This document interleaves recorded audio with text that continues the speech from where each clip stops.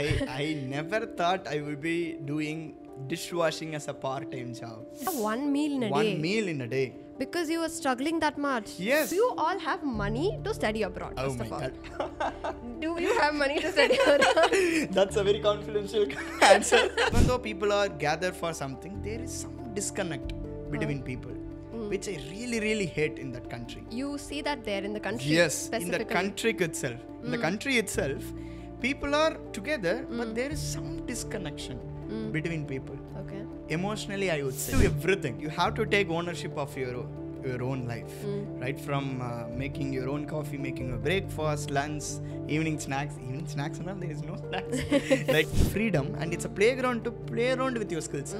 Even you can change your career after experimenting here. Because people, all they want is a free space and safe space to fail. Yeah, like if I'm going to invest in your company or not. Oh my God. Then you are an investor, then I need to pick a pitch deck. It's a place to fail. Yes. Right?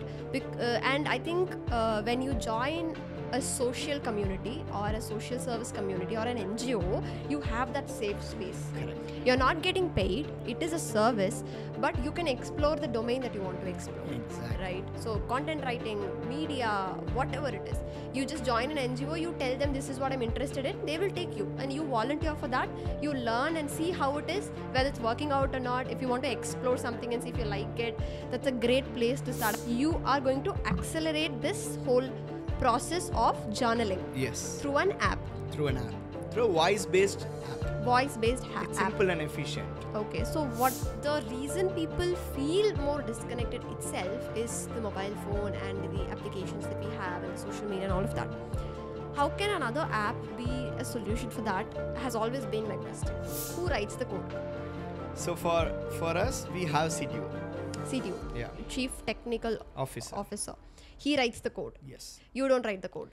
Hello everybody, welcome back to another episode of FineTune with Neethika. The vision of this podcast is to take the knowledge we hold across globe and to add as much value as possible. Support us by subscribing. Today I have a special guest with me who is my college friend, who is also still a student. I don't know, let's ask him whether he's still a student or is he working, but he likes to call himself a social entrepreneur. He's also a TEDx speaker and he has a startup which is focused on mental health. Welcome, Deepak. Hi, Neethika. Thank you so much for inviting me to this podcast. Great. Of course, I always want to be the student. Let's discuss all these things in the podcast. Everyone wants to be student for the rest of their lives only, okay? Yeah, so... Okay, but yeah. Thank you so much for coming. I have a token of love. Oh my God. We all, when guests come to our home, we give them chai. Chai. Right? Okay. But I can't make chai right in the studio. Okay. So I'm giving you this chai powder. Okay, that's so nice. Thank you so much for this gift. To be very honest, right from my childhood, this chai is what accelerating factor for me in my life personally. And this day I got some special brand from Neethika. Of course, I will be really loving this tea. I will update the feedback to you soon. Sure. Okay. So Give it a try. So, yeah. Just tell us who you are and what you do. I really want to know what you're doing right now. Tell us. Okay, that's a very big question. Even my mom also asking the same thing. So, okay. So, I am Deepak Subramanian. Long story short, I born in Madurai, brought up in Chidambaram and came to Chennai for my bachelor's in computer science in College of Engineering, India, Anna University. And then I worked in corporate for a few years and then I went to US to pursue my master's in computer science in University of Illinois, Urbana-Champaign. It's world third for computer science. So I decided to pursue and see what that US is having for me. And then, so I started multiple ventures. Right now, I'm focusing on a mental health startup, which you already mentioned. It's called Emonet. So that's what I'm fully focusing on. Parallelly, I have interest towards creative field as well. So then and whenever I find time, I spend much time on improving my creative skills. Okay. So let's come to Emonet in the later part. First, I would like to know that you wanted to experience US, right? You wanted to experience US as a student. Yes. So how was the experience, first of all? Okay. So to be very honest, when I graduated from Anna University, I didn't think that I will be going to masters for pursuing computer science or whatever degree it is. Because when I stepped out of CEG, I felt, okay, I'm done with my studies. I'm going to focus on entrepreneurship. But all of a sudden, my friends and I had a lot of mentors who guided me to why not give it a try. Just go for 1.5 years and see and how you can use your skill set and build something from scratch. And to me personally, the one thing which pushed me to pursue masters itself is something on global impact. That's what motivated me to pursue masters computer science. But to be very honest, there were a lot of downsides, which of course you will be asking as a separate questions. So I'm leaving it to you itself. Okay. Yeah, if you have any specific questions, you can keep sure. asking. Because I would like to know how the student life in the US is actually happening. Like, what's the actual life of the student? Because when I finished college, when I was also working in corporate for 2 years. We all have the same story, right? Yeah. So I was working for 2 years, and then IT was not my thing. At least for you wanted to pursue computer science. But IT was not my thing, so I quit my job. I moved to digital marketing, and I started learning digital marketing. And some people suggested that I can pursue MBA, not abroad, but here itself in India. But still, economically speaking, that was not possible at the moment. So I thought, for me specifically, I believe that experience is more, it's a great teacher than studies. And I've seen a lot of people tell that don't do MBA, you start a business and you fail the business. Like let the business fail, you will learn everything. Yeah. So if you start a business and you fail, you will learn more than what an MBA student will learn. So I was like, okay, business and entrepreneurship was also my goal, right? So I was like, okay, let's pursue that. And I started working, and I'm still working and side by side pursuing all my passions. But when I look at most of the people now, I don't know, when we were in college, I didn't see this trend happening a lot. But after we finished college and a lot of people, after COVID, I see a lot of people traveling abroad for studies. I have very specific questions. My first question, do you all have money to study abroad, first of all? God. Do you have money to study abroad? That's a very confidential answer. Okay, so to answer this question, of course, we don't have that much money to fund our education completely. But if a person is seriously interested to pursue research or want to experience US education, there are a lot of ways they can manage funds. So before jumping into how they can apply and stuff, first thing, people have to be very clear why they want to do masters in the first place. Because if you open any Instagram post, you can see the glorification or the glamour of US is only posted in Instagram. New York City, yes. NYC, party life, city life. So I've been to all these things, but that's not for me personally. I see, even though people are gathered for something, there is some disconnect between people, which I really, really hate in that country. You see that there in the country? Yes, in the country itself. In the country itself, people are together, but there is some disconnection between people. Okay. Emotionally, I would say. Because me being a more inclined to an emotional person, an empathetic person, for me, that country is a kind of, it's a money generating tool. That's how I see it personally. Because in US, whatever you start will scale like anything. You can see like many startups in Silicon Valley or in SF, they scale like anything. Even I've been to all these places and see what exactly is there. Because why people are so glorifying those particular states and particular cities. But it's not like that. You have to take care of yourself in the first place. Nobody will wake you up in the early morning, give you wet coffee or something. No, nobody will give you. You have to take responsibility on your own. Right from making coffee, making breakfast, and cleaning up vessels in the first place. You know, I really hate that experience. Whenever my mom used to feed me, I will say, ma'am, go and wash your hand and feed me. Like, I was like that much hesitant to do that one particular job. I helped mom, and during COVID times, I started doing all these things in India itself. That was a good experience for me, so that I can continue that in the master's life. But you have to do everything. You have to take ownership of your your own life, right? From making your own coffee, making your breakfast, lunch, evening snacks and all, there is no snacks.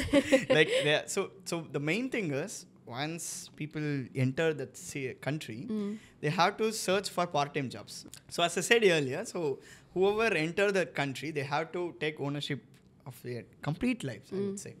And to be more specific, once they step into the country, their hunt towards part-time job starts. Because they cannot survive with the loan amount, because it's like burning Indian rupee for US dollars. You know the difference, right? So there were some times in my master's journey where you might have only at least one meal per day. I can see, once I have some food in that particular day, I can see the energy transferring from leg to top of my head. You will have one meal in a day? One meal in a day. Because you were struggling that much? Yes, because we will be running back and forth with academics as part-time jobs.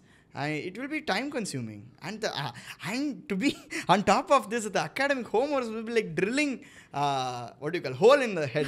Because those assignments were like intensive assignments. You cannot just like that finish it in a day or so. You have to put in effort. So one side of a spectrum would be putting lot of efforts for keeping up in your academic status. The other side is to keep up your financial stability. So it's not that glorified as you guys see in Instagram, because that's a venture tool. You know, like people use Instagram as a venture tool to put it outside, because that's what they do. Like every Friday night party will happen, but in parties what happened, you know, like they won't talk much also. They have fun, and then they will go back to their assignments. You are seeing that 10% of US life or happiness, I would say. So if you are ready for it, if you are ready for that emotional roller coaster, yes, you can do. Okay.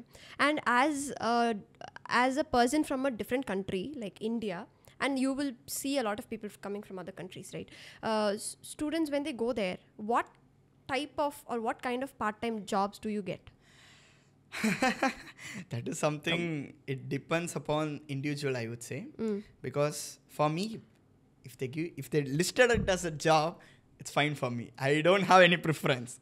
You know, like it's like it could be cleaning canteen, cleaning vessels, dishwashing in some canteen, and cleaning labs, or some kind of good jobs. If I would like to mention a few good jobs, like maintaining libraries and maintaining books. Oh, if I go, that will be my job. Yeah, that's like the pay will also be varying for job to job. Few people might be getting $25 per hour. Few people will be getting $13 per hour. But the good thing is they have minimum wage per hour. What's the minimum wage per hour? It's like it differs from state to state. Okay. If, for example, to be very specific, I lived in Illinois. For Illinois, the minimum pay someone has to pay is $13. $13 per hour is the minimum wage. Minimum wage. Okay. They cannot any go, job. Yeah, any job. Any job. Okay. So that helps us to see.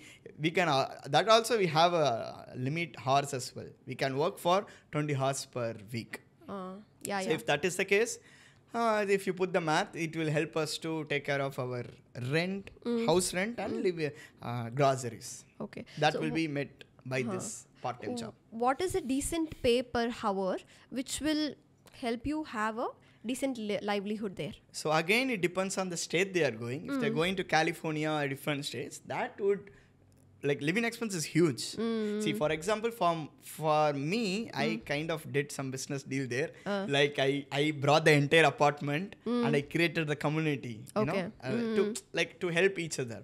So for me, rent was somewhere around $400, and top of it $100 for electricity and other groceries, $500. So for me, it's $500, and if I am getting some $13 per hour, it's cheap. It's sufficient for me. But the same thing, if it's in California, it's huge. Like 1,500, it goes. $1,500. It's like huge money. So it depends on state, but the minimum wage will also be changing based on state to state. For them, it could be $20. I am not aware of that, but any job 20 hours per week should be enough. It's not that like specific. You can do any job as long as it's paying $30, as long as they are working 20 hours. Okay. And I've talked to few people who are studying abroad, and most of the people, when I ask them what work you do, what part-time work you do, some people say that they work in a sort of like management company where they have to go to the place, take the chairs, carry the other stuffs, like most physical work. And someone is working in a bakery, someone is working in a supermarket, Yes, someone is working as a cashier, that happens. Yeah. all of that, right? So how does that feel? Because when I hear it, it is very it feels very different, like, Yeah. because the same people who go there and do the work will not do the same work here, right? Even if it's part-time or whatever it is.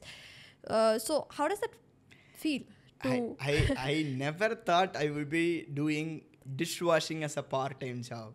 You know, like that is something that's the thing, right? In US, if you go and do any job, the respect will be automatically, you will be holding it. It's not like, hey, you are doing this job and that job. No.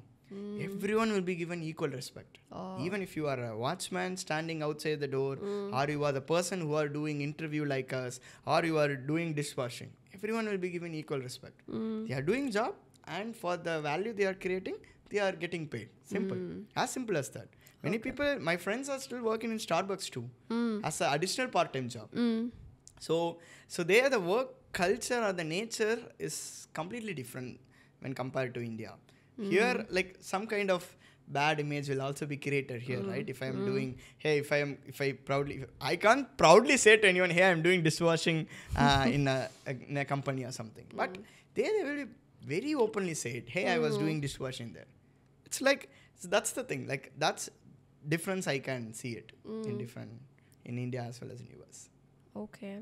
There is I don't know if I can ask this, but Yeah, you you don't face any kind of discrimination in the workplace. So no discrimination. So for me personally, like, so this is another side of spectrum itself, I would say. People are welcoming everywhere. So I initially mentioned there were disconnects. There were a lot of disconnection between people. But US, for me personally, it's known for small talks. Okay. If you see some stranger, they smile. Yeah. They smile and say, hi. Hi, Deepak, how is it going? Hi, Deepak, good morning. Whenever we step into a bus driver invite us.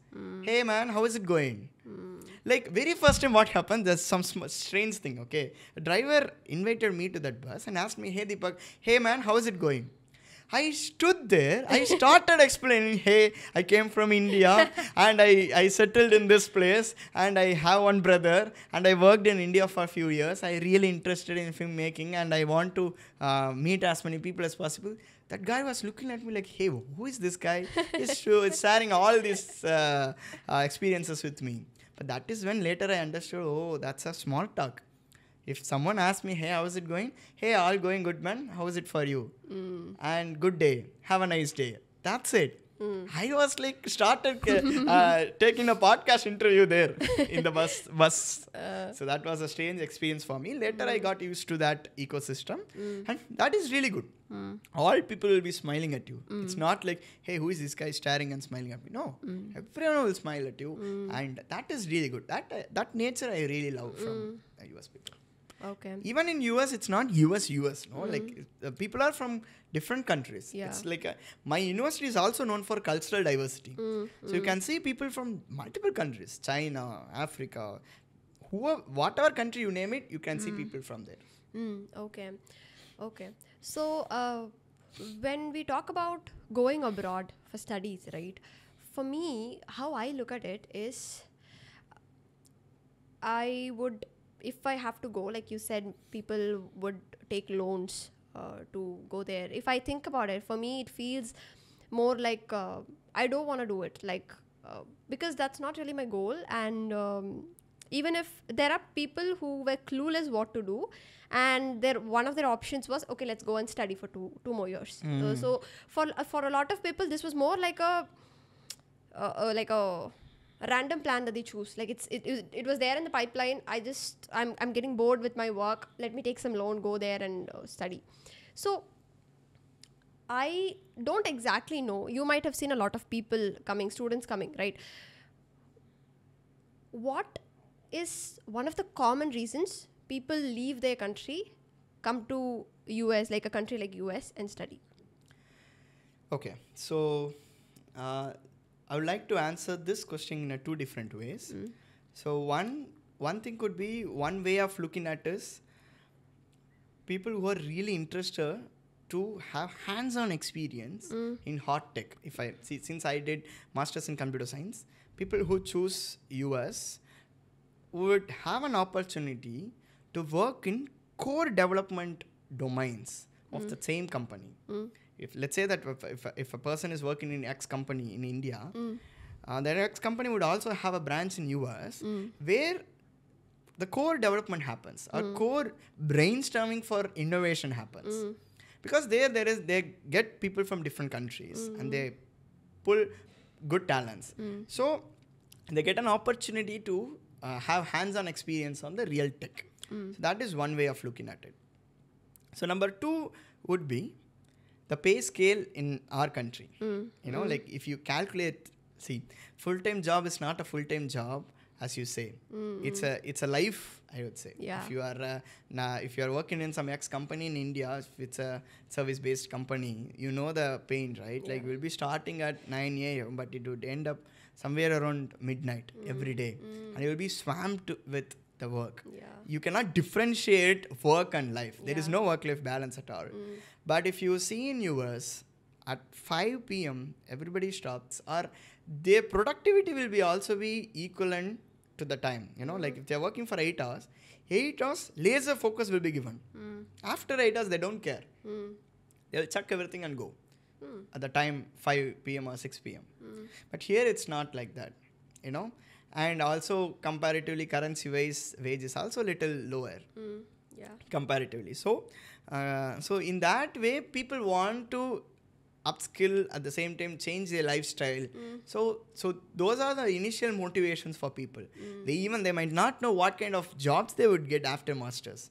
To be very honest, many students, many of our juniors also approached me for SOP reviewing, resume reviewing, and they don't care about the afterlife of masters itself. All they want is get escape from this job, what they are doing, because fundamentally they are not aligning themselves with the job. See, I don't say that people who are in India are swamped. No, there are people. Like you also, you changed your career, right? Nobody is taking that bold step itself in the first place.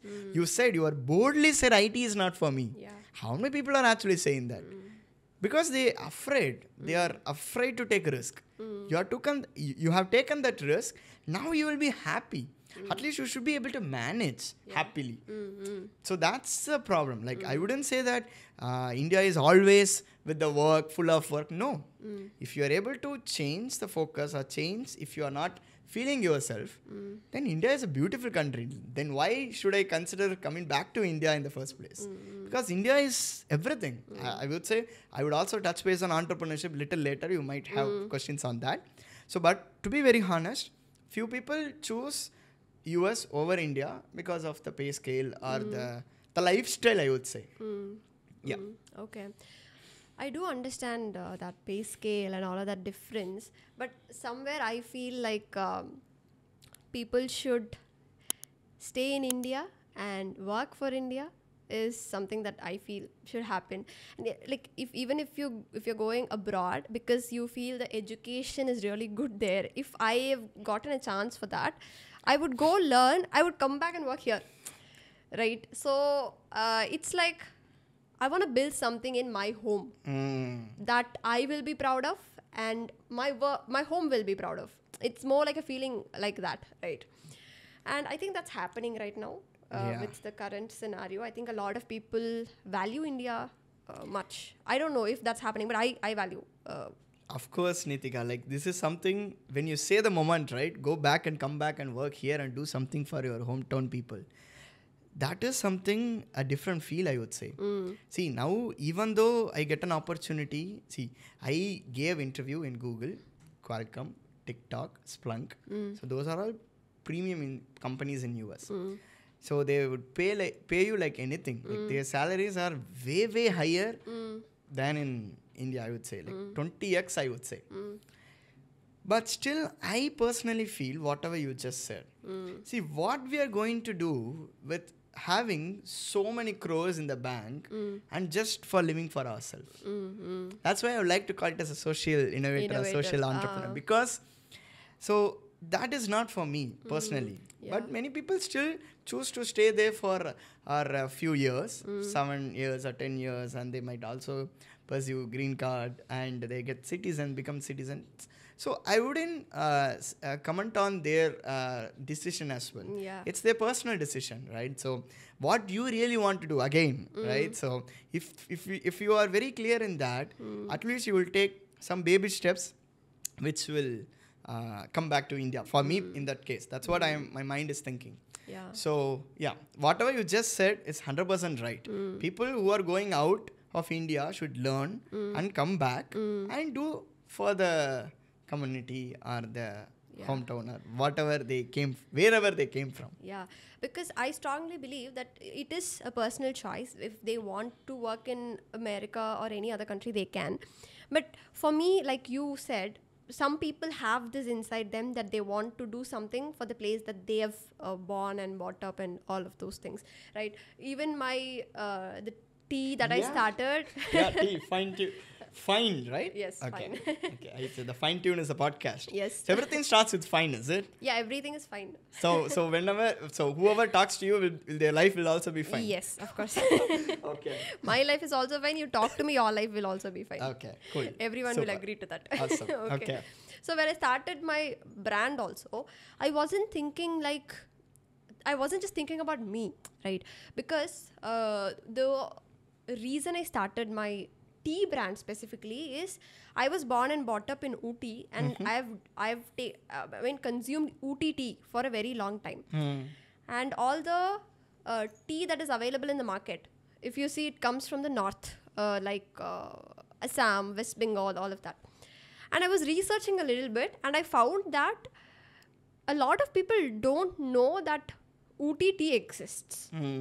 They only, when they come to Ooty, they go and look at all the things and they buy something. But when I was talking to some wholesalers also, they were like, no ma'am, we don't buy Ooty tea. We don't buy South Indian tea at all. But if you consider South India, we have Ooty, we have Kerala. There are many places where tea plantation is a livelihood of a lot of people. Makes sense. So I was like, why not South Indian tea? It's good. It's not like it's not it's bad and all. It's really good. So I was like, okay, let me do this. Let me take South Indian tea across India or across world if we have to. So I started that. And for me, how I feel like when immediately after I started the brand, for me it feels like, okay, it's not about me, right? I want to employ people. I want to give opportunities to people who, if it's a physical work, it's a physical labor, let's get people who are struggling, right? Let's give them jobs. If it's mind work or like an office work, let's get someone who studied in India and struggling to get a job. Let's get them, train them. Let's train them for free. I can train you for free. Like now, for example, if it's marketing, I know marketing, I'll train you for free.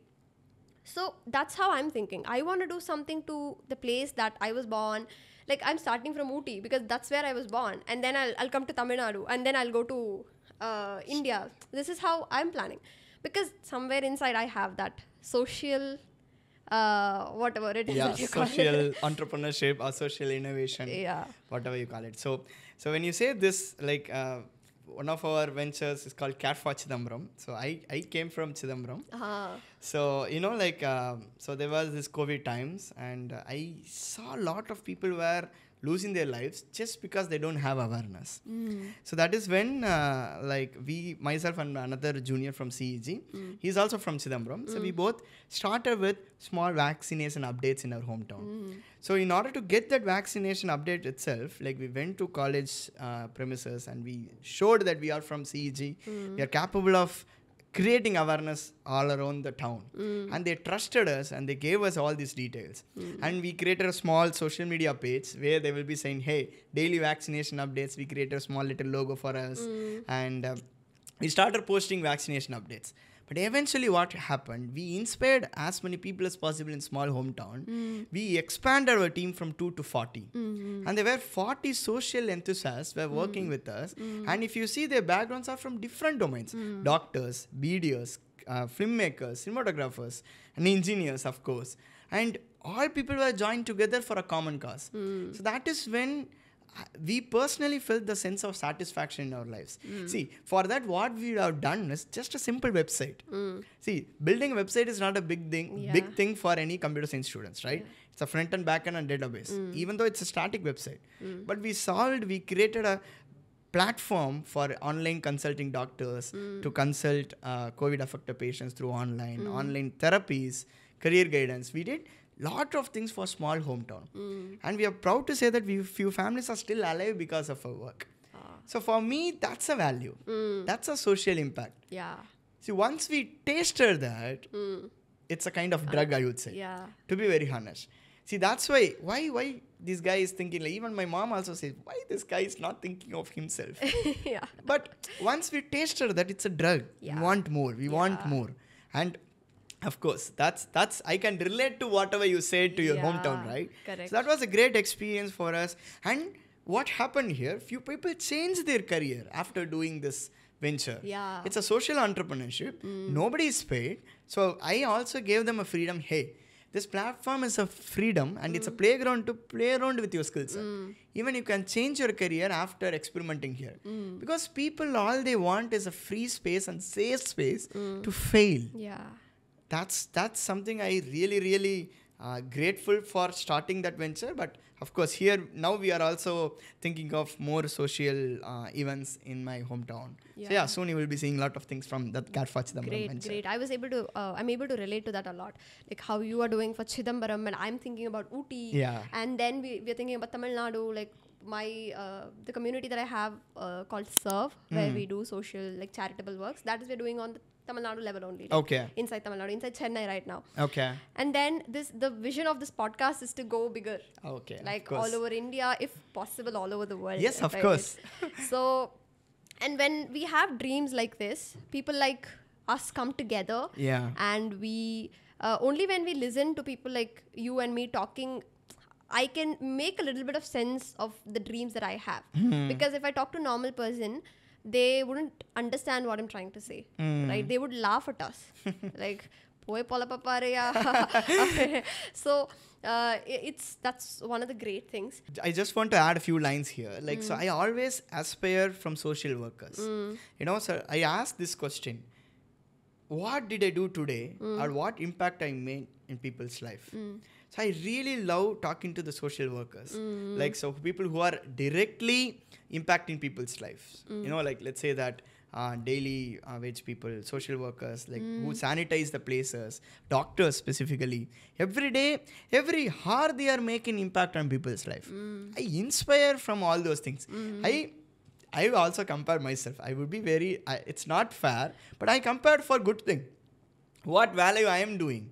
Should I want to just create a tool and just be idle and not even care about how the tool is going to help? And I want to get down on floor and help. I choose the later side. Yeah. And one other thing that you said, which was very useful, is that people need a safe place to fail. Yes. Right?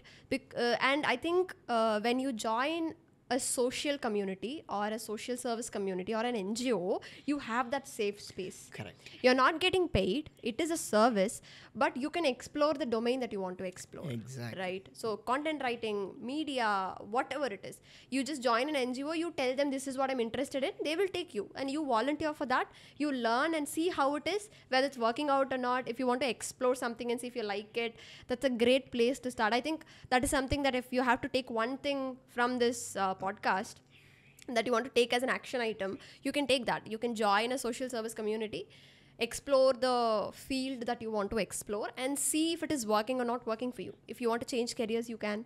If you want to fail, you can fail. No one's going to ask you anything. That's great. Yeah. Okay.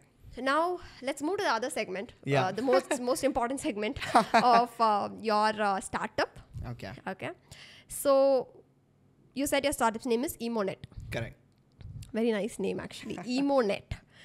Emo as in emotional, I guess. Emotion, right? Yes. And net is probably something to do with the app or online Okay. stuff. So, Okay. okay. So yeah, that's my assumption. Okay. But tell us, what is Emonet? What does it do? What's the product? Okay. So you are right, the 50% of the name, but the other 50% I'll come little later. So before that, why I started this venture in the first place, right?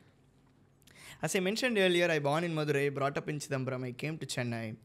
No, but what is Emonet? Emonet, okay. So Emonet in one liner, it's a AI-powered voice-based journaling companion for your personal growth. AI-powered voice-based journaling companion for your personal growth. I'm very intrigued because you use the word journaling. Yeah. Okay, you know what type of a person I am when it comes Yes. to journaling. And you're saying it's voice-based journaling. I'm very interested. Tell me more about it. Okay, sure, perfect. So how we ended up becoming this, right? So all I care about is student life. How I can improve student life. How I can motivate students to take better decisions in their life. That's what I really care about. Okay. So when I was from my Chidambaram to Chennai, I faced a lot of social anxiety and all this kind of stuff because from small town to city transition. And I explored various wellness apps, but nothing were helpful and student friendly. So that is when I wanted some safe space for me itself, personal space, where I can vent out freely, where I can refer them back. But the referring part itself is missing in people's life here. Like how many people are actually looking back their experiences and taking better decisions? If they just sit and do meditation and look back in their previous experiences, they themselves know what they really want in their lives. It's not like they have to go for any Himalayas trip or do meditation for years and years. No. Just pen and paper, as you always motivate people to do, journaling, right? Many people don't have time to do that, right? So that's where the gap is. You are building that bridge. With this tool, I feel that bridge can be accelerated. Okay, so that gap of not doing journaling itself. Okay, so you're saying that a lot of people don't do journaling because of the time. Yes. Or even I've considered another factor, which is they don't like to sit and write. Oh, yeah. Right. So, yeah, I am trying to bridge that gap where I encourage people to write. Every time I talk to my clients or any coaching that I do, I ask them to write and start journaling as a habit because it's really useful for them. But I also tell them that if you're not able to sit and write, record a voice note. Anytime you feel any emotions, record a voice note, keep it separate to you. And that's how we can understand the thought process. Correct. Right. So what you're saying is you are going to accelerate this whole process of journaling. Yes. Through an app. Through an app. Through a voice-based app. Voice-based app. It's simple and efficient. Okay. So how does the app work? What is the functionality of? So to be more specific, I want to highlight on one core feature which people can easily relate to. We have apps like Calm, Headspace, and a lot of mental wellness apps. But we have to open that app and do any kind of wellness activities. Yeah. We don't have time for that. We only have time to open any Instagram or WhatsApp or Snapchat to keep up with the people's status. But nobody cares about their mental wellness, right? So even there is a big gap in Indian students' mentality as well. They are not aware of that. So how about a call from an app? Hey, Deepak, how's your day going? Hey, what are the goals for today? And if it's some automated thing is happening, and if you can just pick up a phone, just like talking to our parents or friends, they can just talk and say, hey, today I'm going to do ABC things and I'm going to meet XYZ people. And so that's a value we are adding. You don't have to open an app to do the journaling. It's part of an integral lives. More than 70% of our users also express the call has become an integral part of their lives. Okay. So that removes the friction, habit friction, which you said. They have to sit and write, right? That's been completely removed in our app. And now we are focusing on how we can personalize that call, how we can bring the human in the call, or how we can bring therapist in the call. Okay. So those are the innovations and research happening right now. But of course, on the concept as a whole will take less time and more value for their lives itself.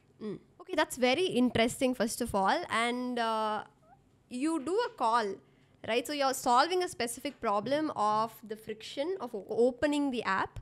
And you're also solving the problem where this habit formation, sitting and writing, you're making it easier for the people. Yes. Yeah, and of course, that's very true. One of the common problems that people face with forming a habit is this friction or this the blockages that they have in between. Like, in order to do a habit, so many things that I have to do. I have to take my phone, open my app, and then do this. Yeah. It's boring.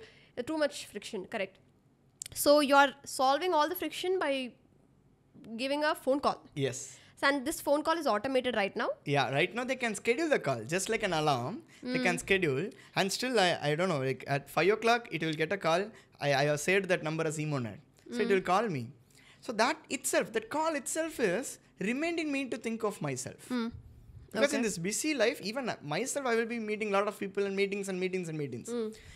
When that call comes, they're putting me in attention. Hey, you need to think of yourself now. Like, what is happening today? How are you feeling today? So that call itself, I am done. The purpose is done. The rest of the things, whatever they are talking, are a boost for me. Okay. I have a few questions on the app itself. Okay. So once I pick up the call and talk, it will be recorded. Yeah. Okay. Whatever I'm talking will be recorded and it will be there in the app. Yeah, that's what our hypothesis is. Okay. But I feel like when I'm talking, there is no one listening on the other side and there is no one who's going to respond to me. So wouldn't that feel like there is no... First of all, there's already no human element. And the fact that no one is responding and I don't even know if someone's hearing. Do you think that would... have you done any research or some survey where people said that's actually being useful? Yeah, so that's where the research is, right? As I mentioned earlier. So we are still in a beta stage where we just want to give the taste of that call concept itself in the first place. Not we didn't focus on the who is talking and how the Emonet is going to respond to people. Of course, I really believe in human connection. At any cost, I don't want to remove human connection from people. What if it becomes another Endiran robot, right? So I don't want to do that. See, that Emonet, now I will reveal that the rest of the 50% of the name. Emonet, emo is an emotional, net is a connect. Okay. That is what's missing in people's life right now. So that's why emotional connect within us. Okay. Soon we will be seeing a network. It's again an Emonet because network also has that prefix as net, Emonet again. So that's going to be the community. That's going to be a group journaling with your family. And you will be journaling together. Let's say that I am really interested to journal with my brother because we want to talk life things. We don't have agenda to do that. Yeah. You know, like how many people are actually talking to their parents? Nobody. They are like running in this fast-paced life. So that's why like bring in these kind of concept, bring in some personalized prompts. That's where AI comes up. Not in the concept of responding a robotic voice, a monotonous voice. No. Even personally, I don't believe in that. I want people to talk each other and build that emotional bond. So that's where I'm really interested in. First thing, they have to fix themselves in the first place. See, as I mentioned earlier, right? People don't know what they really want. That's why they are swamped with some XYZ work. They don't have opportunity to come out. So if people like those people, if they use this app, at least they can see this is where their thought process are. They can take we provide transcripts and all these things. They don't have to listen to, oh my God, this 20 minutes I can't listen back. They can see the transcript and see, hey, these are the thought process. On top of this, we'll provide analytics. On this analytics, they will provide, hey, these are the frequently used words. And if they negatively sound, they can see how they are sounding in the first place. These are all common sense things, right? We might not know. We will simply go away from negative people. We don't tell the people, hey, you are sounding negatively. Would you mind changing? No, because we have that hesitation. We simply go away from those people, right? But how they might know? They always be having negative thought process. They will be creating negative vibrations around them. I strongly believe in positive things. Even my mom says something in a negative way, I stop it there itself. Mom, Whatever it is, I know what you are trying to say. Let it be. Let's not. I strongly believe in those words. Okay. So that's why. So for all these things, Emonet would be a bridge for them to be the true person, what they really want to be. Okay. So I pretty much understand what Emonet is and what you're doing there, right? But in general, I have an opinion with the mental wellness apps, which is the reason people feel more disconnected itself is the mobile phone and the applications that we have and the social media and all of that.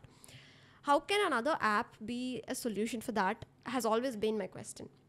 And I feel like people need to put the phone down, go back and do the things that actually make them happy, like working out, talking to people and all of that. So I have never really understood this concept of bringing in an application to improve people's wellness, powering that through AI to like bringing in artificial intelligence to help human intelligence is something that I've never really been into. So how would you justify this app or the whole mental wellness industry that is trying to bring everything inside an app? Okay. So you asked the right question. So right now, what's the situation of people? Depending on this answer only, I'm going to decide if I'm going to invest in your company or not. Oh my God. Then you are an investor. Then I need to be a pitch deck. So my entire way of communication would be different.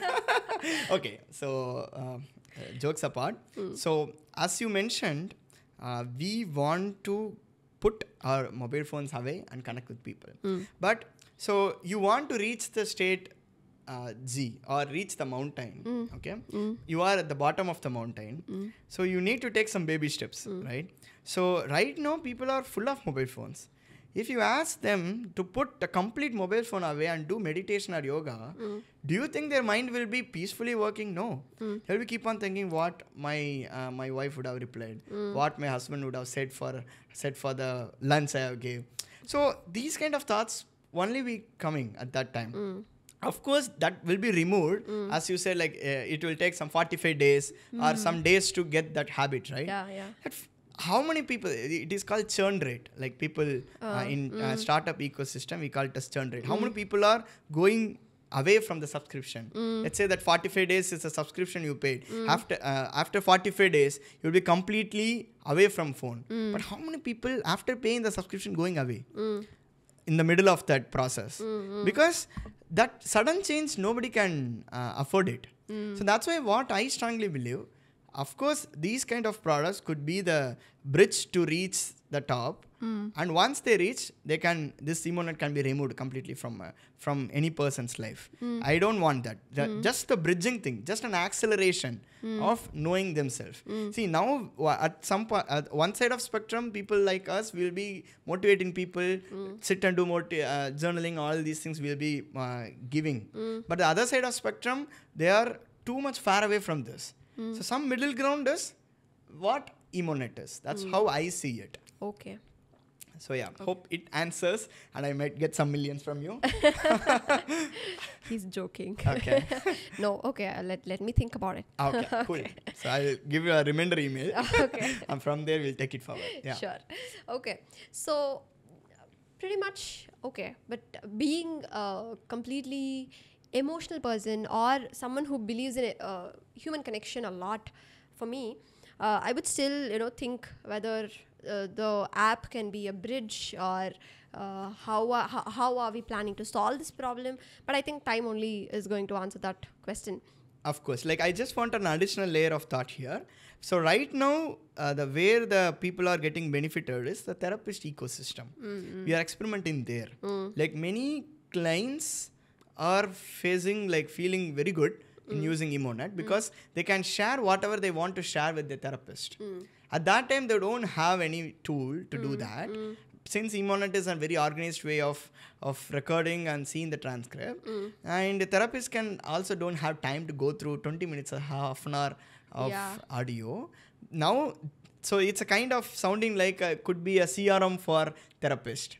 They can interact with their clients. In that ecosystem, it's sounding very good.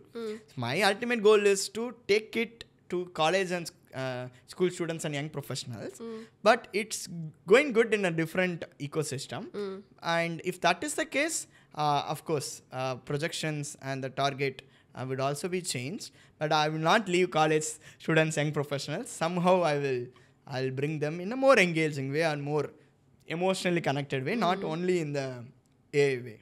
Okay. So, pretty much understood what you're doing and what the startup is. All the very best for you. Thank you, Neethika, for bringing Emonet in this podcast, because we strongly believe that Emonet would connect the dots for any people who are using, and our mission is to support 1 million youth to lead mentally stable life. So through this podcast, if any people you hear like inspired to this concept, not necessarily to the Emonet itself, just being aware, like whatever we discussed, right? If you're not good at this, take a risk and move back. Go to the next thing. If people are taking that takeaway, so I will be personally satisfied, and thank you so much for that. Sure. I would say. Yeah. Okay. So when it comes to starting a startup, some of the people might have specific questions, which I'm going to ask you, like more like a rapid fire. Okay. So, whose idea was this? It's like more than 1,000 people's idea. It's like a permutation combination of 1,000 people's interviews, I would say. Okay. But who made the decision to start this company?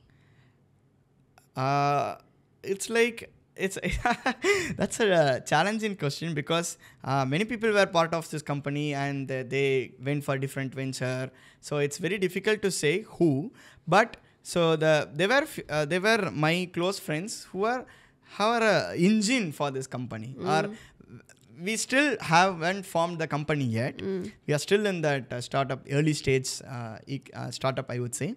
So many people are sharing their ideas and they are eagerly working for some months, and then their priorities might change and they might go in different directions.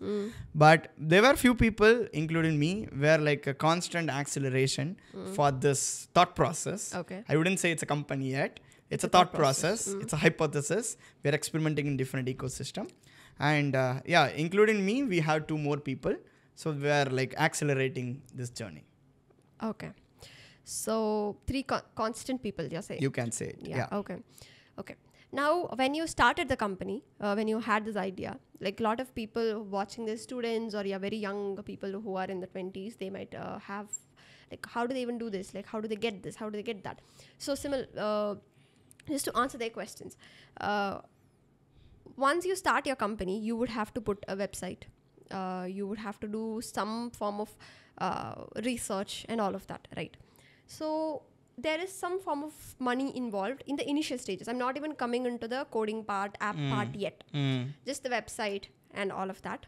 Details and pitching and going to events and all of that. Who pays that money?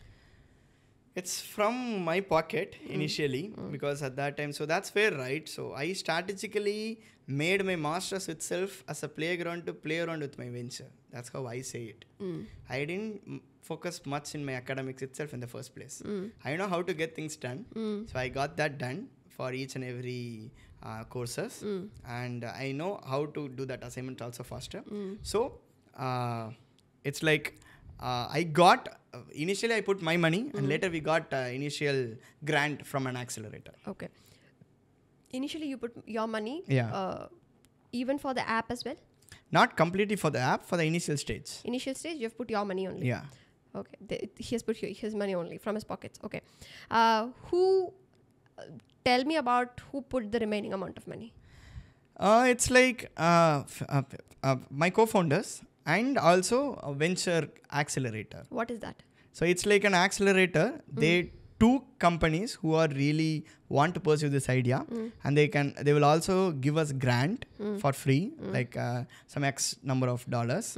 Like we got initial $20,000 as a venture boosting thing, and they also help us hire few interns, and they paid those interns. Okay. So that's where it's all placing our venture in the right places, I would say. Okay. So they helped you with an initial amount of grant and they also help you with interns, right? Correct. So what do they get back in return? First thing is, it's part of college ecosystem. So they are getting, if we get succeeded, they also been part of this journey. That is the number one thing. Number two thing, we are they bring in interns from the same college ecosystem itself. So they are bringing employment through startups. Okay. As you said in your own venture, just like that. Okay. But nothing else they get in... No. So if it's an education accelerator, fortunately, my accelerator didn't take any stake of my company. But if you go out as a different accelerator, they would take some X percentage and they invest a few millions. Okay. So just to make things clear, since this accelerator program was from his own university, they are not asking for any percentage stakes. But if it is from an outside or a third party program, then they might ask for some percentage stake. Yes. Okay. And finally, very important question that people have when it comes to tech startups, right? Who writes the code? So for us, we have CTO. CTO. Yeah. Chief Technical Officer. He writes the code. Yes. You don't write the code. I initial stage, we were in a design stage, but I really care about the other side of a spectrum because I want to push the other domains as well. So I prefer not to invest too much of my time in that. Okay. So, but still a lot of founders, they themselves don't write the codes, right? They will have someone else doing the codes. So, because a lot of people who want to do tech startups, they'll be like, how do I start a tech startup? Because I don't know how to write code. I'm not from a CS background. This is what they think. But the reality is not all founders writes the code for their own app. So, Correct. you have a CTO who writes the code. Yeah. Right. Okay. And so in order to end this entrepreneurship part of this session, I would also encourage students or whoever is listening from college, I immediately ask them to like join any clubs in their college ecosystem. Oh, just for the record. Yeah. Sorry, just for the record. Me and Deepak is from College of Engineering, Guindy, Anna University. He was the president of Students Association. Oh my God. In our batch, we did 2016 to 2020.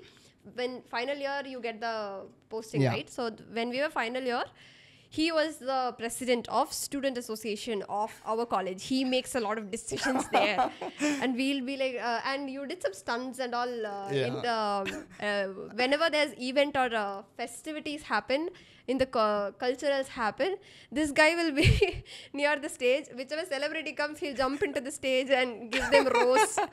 And all of the stunts have happened. But jokes apart, he was this president of Students Association. Yeah, thank you. Thank you for the mention. And also, this also needs to be recorded. So we also did MC in in the cultural fest. We interviewed, just like this, we interviewed celebrities.